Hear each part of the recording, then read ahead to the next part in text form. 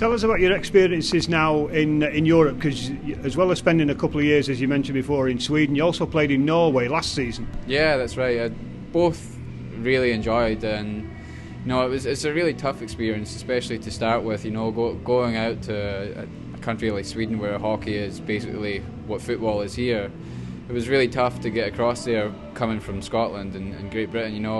There's not a whole lot of credit put on that. So it was a tough battle. The first year there, I really battled hard. The first part of the season on a sort of lower team, and thankfully at Christmas time I got picked up by one of the better teams in the country. And from there, I just it went uphill for me. It got better and better. And same with Norway. It was a really good experience playing there in the elite league, to see what that the hockey's like, the country's like, and it worked out well for me. I was happy with it. The game in Sweden and Norway isn't quite as physical as it is in the UK, because we're more of a North American style. Does that correspond in the way that goalies have to play as well? Slightly less traffic in front of you? Yeah, definitely. When you play here as a goalie, there's a lot more traffic in front for sure, and there's a lot more rebounds in front of you and scrambles maybe. Whereas in Sweden particularly, it's a lot more. You know where everything's coming and you know where everything's going. It's a lot more organised in that sense. But both types of games, they're both different, but they both have their pluses and their minuses. Here there's definitely more excitement, and I think it's good for the fans. They see the physical side of the game as well. I think a lot of fans like that. Now, as well as playing in Sweden and Norway, that experience, do you think that also helped you stake your claim for the GB national team? Yeah, I think those kind of experiences definitely help, because when you're playing against those other national teams, they are more that style, more European style, whereas you said we're more North American style. So it gives you that little bit more experience, and you know what you're going to be facing in those big games, against those national teams. And it definitely helps, but ultimately it comes down to your performance, obviously through the season. But when you get the opportunity there, if you play well, then you play well, and if you don't play so good, then there's always another guy there right behind you. And talking about the GB national team, over the last couple of years, Paul Thompson, as head coach of the GB team, he's dramatically reduced the number of dual nationals in the team. It is now much more a truer Great Britain team, and obviously between the pipes there's yourself vying for number one spot with Stevie Lyle. How good is that from yours and probably Stevie's perspective, not to have to be battling a potential import goalie? Yeah, overall I think it's got to be the way forward, to get the younger players more experience, and eventually we'll improve over that with that way forward, I think. And as you say, there's no other imports, vying for spots as well. And I think it's sometimes we could do with a little bit of experience, but in the long run, I think definitely I think it's best for us to have more and more British players, born British players, playing in those tournaments and getting the experience. Not just for they'll gain the experience and they'll bring that to the league the next season as well, and the league will obviously improve, and that hopefully improve more British players as well. Exactly. The more British players we get in the national squad, the better. Now, another question that's often asked of goalies, and we look at goalies in the NHL and the style of equipment, and you're one of the old-fashioned guys in terms of the equipment. You've gone with the Dominic Hasek style of helmet as against one of the more gaudy painted ones. Is that a reflection of your character, a little bit more reserved rather than too flamboyant?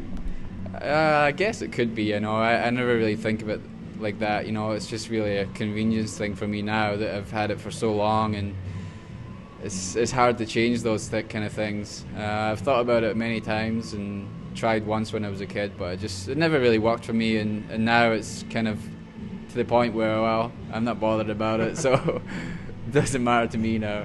You're not bothered about having any particular paintwork on your helmet? No, it doesn't really make much of a difference to me. But looking at the other goalies, and not just obviously the equipment they wear, would it be fair to say, or can we ask, is there any particular goalie that perhaps you've tried to model yourself on in the way they play? Who are your heroes in terms of hockey goalies? It's hard to say heroes. I did definitely admired a lot of NHL goalies when I was growing up. There's obviously there's one actually I liked. It was Potvin. I liked. He used to play, and he was a really sort of I liked his style of play. You know, he really good reflexes and stuff like that. But I mean, there's many goalies that they're all. I like, you know, not just one style. You know, I like their own style. You know, I like that. I like to see how they play as well. Does it make you wonder when you look at some of those guys, the likes of Martin Brodeur and Patrick Waugh, who played for so long in the NHL, about how they maintain their concentration and their levels for so long at such a high level? Yeah, definitely. I mean, that's the key to their success. You know, they're not obviously they're talented enough, but you know they've stayed at that level for so long, which is, you know, any sportsman, you know, that's the toughest part to do, I would imagine. You know, it's even if you think of, you know, tennis and stuff like that, you've got Federer and Nadal. It's the concentration level and obviously the desire to win every single time. You know, that's really what it is that keeps them up there, I think. Now, turning back to the domestic game and the Elite League, obviously we said we're about 3/4 of the way through the season now, and we've played every team, and you've come up against some of the sharpest shooters in the league. Who are the players that really catch your eye when they're bearing down on you, or do you not have time to even think about that? I mean, yeah, I generally don't kind of look to see which players it is. I think you kind of know unconsciously what it is, who it is, and I mean, there's a lot of skilled players. You know, all the teams have, you know, at least a handful of skilled players that are capable of doing damage. You know, other teams have more than others, but it's generally you just kind of play the situation as it is, whether it's, you know, this guy or the next guy. You know, you get to just sort of play the surroundings really. But now turning back to the Phoenix squad and the players that you face in training every other day or 3-4 times a week, and obviously you go up against David Beauregard and the Luke Fulgham. How good do our guys compare as against the guys on the other teams? Oh, definitely. I'm pretty confident that we have, you know, one of the best teams in the league. And obviously in practice, you know, the guys are good players. You see guys every day in practice, and they're really good players. And compared to other teams, you know, I don't see, you know, there's that many better players in the league either. You know, if we can put our team together and play well, you know, there's no reason why we can't win more games. And coming up now in the next couple of weeks for the Phoenix, we've got big games against the Basingstoke Bison in the semi-final of the Challenge Cup, and then we've got the second leg in the Knockout Cup game against Hull. And we're in a good position in the game against Hull. We've got a 4-0 lead going into the second leg, but we've got these two cup games, and they probably will be tough games despite their recent form against Basingstoke. Can the Phoenix get to their first final? Yeah, I'm confident that we can, and I think you're right. I think they will be tough games, despite of, you know, how Basingstoke's results have gone lately. I'm pretty sure that they're going to be geared towards these games as well as us.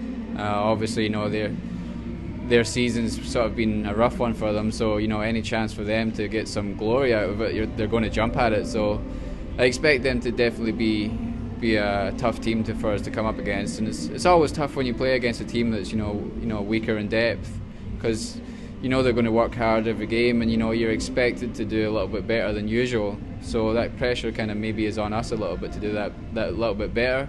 So, you know, it definitely is going to be tough for us.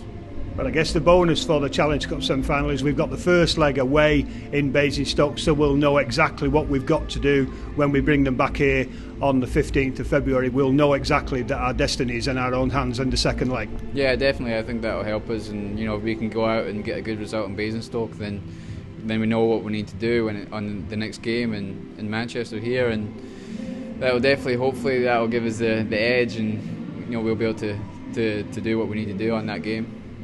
Well, it's great that the Phoenix are in with a chance of getting into a final. We wish you all the best for that game, Stephen, all the games coming up, and we thank you very much for joining us exclusively on Phoenix TV. Thank you very much. It's been a pleasure.